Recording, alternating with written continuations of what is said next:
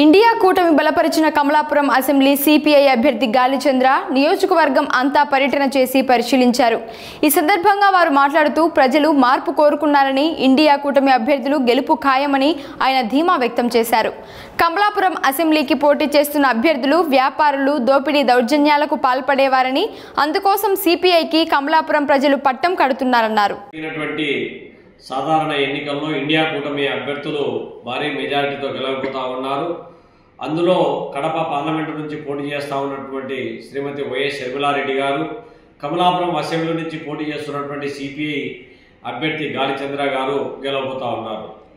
ఈ సందర్భంగా చాలామంది ఓటర్సు తమ మనోభావాల నుంచి వ్యక్తమవుతున్నటువంటి అంశాలు ఏమంటే, కేంద్రంలో ఉన్నటువంటి బీజేపీ ఈ రాష్ట్రానికి ఇవ్వాల్సినటువంటి విభజన హామీలు కావచ్చు, ఎన్నికల ముందు ఇచ్చినటువంటి వాగ్దానాలు కావచ్చు, ఏ ఒక్కటి అమలు చేయకపోగా ప్రజలకు వ్యతిరేకమైనటువంటి నిర్ణయాలు సిఏఏ, ఎన్ఆర్సీ, ఎన్పిఆర్ కావచ్చు, సాగు చట్టాలు కావచ్చు, కార్మిక చట్టాలు సవరణ కావచ్చు, లేకపోతే విద్యారంగంలో సమూలమైనటువంటి మార్పులు కావచ్చు, ఏడాదికి 2 కోట్ల ఉద్యోగాలు కావచ్చు, అదేవిధంగా విదేశాల్లో మూలుగుతూ ఉన్నటువంటి నల్లధన వెలికితీత అంశాలను ఏ ఒక్కటి కూడా అమలు చేయకపోగా ప్రజలకు కంటగా ప్రభుత్వంగా మారిపోయింది।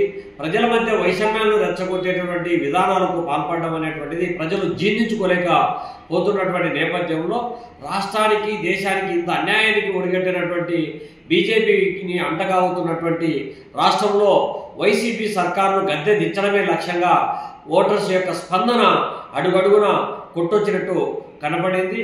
అందులో ప్రధానంగా ల్యాండ్ టైటిలింగ్ యాక్ట్ అనేటువంటి అంశం కావచ్చు, లేకపోతే ఉద్యోగాలకు సంబంధించినటువంటి కాంట్రాక్ట్ అవుట్సోర్సింగ్ ఉద్యోగులకు సంబంధించినటువంటిది, అంగన్వాడీ ఆశా వర్కర్స్ జీతభత్యాల విషయం కావచ్చు, చాలా రకాలైనటువంటి నిరుద్యోగుల సమస్య కావచ్చు, విద్యార్థుల స్కాలర్షిప్లు కావచ్చు, ఫీజు రియంబర్స్మెంట్ కావచ్చు, లేకపోతే ఎస్సీ, ఎస్టీ, మైనారిటీలకు సంబంధించినటువంటి భూములకు సంబంధించిన అంశాలు కావచ్చు, ఈ అంశాల పట్ల జగన్ సర్కారు అనుసరించినటువంటి తీరును ఇవాళ ప్రజానికం తీవ్రంగా అసంతృప్తి, వ్యతిరేకతను ఈ ఓటు రూపంలో చూపించారని చెప్పడానికి ఓటింగ్ పర్సెంటేజీ కావచ్చు, లేకపోతే ఉదయం నుంచే బారు తీరి స్పందించినటువంటి అంశం కావచ్చు, ఇవన్నీ కూడా కమలాపురంలో ప్రధానంగా వైఎస్ షర్మిలారెడ్డి గారికి భారీ మెజారిటీ వచ్చేటువంటి అవకాశాలు ఉన్నాయని కూడా ఈ సందర్భంగా తెలియజేస్తా ఉన్నాం।